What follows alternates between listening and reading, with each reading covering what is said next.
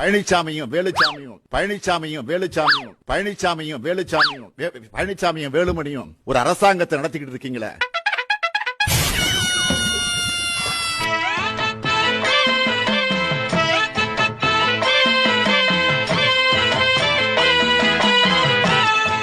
இப்பொழுது தந்தை பெரியார், பேரறிஞர் அண்ணா, தலைவர் கருஞ்சல் ஒன்று சேர்ந்த உருவாக இருக்கின்ற வருங்கால தமிழக முதல்வர் தலைவர் தளபதி அவர்கள் இங்கே உரையாற்றுவார்.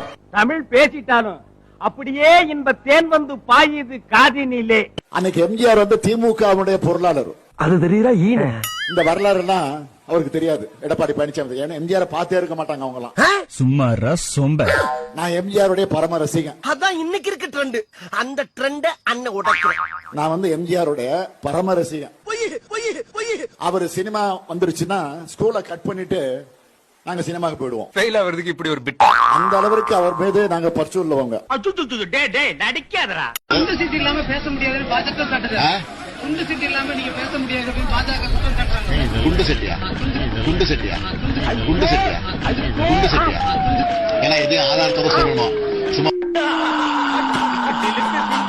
இந்திய தொலைக்காட்சிகளில் முதன் முறையாக இன்னைக்கு தொடர்ந்து அந்த டெல்டா பகுதியில, தஞ்சை மாவட்டத்தினுடைய டெல்டா பகுதியில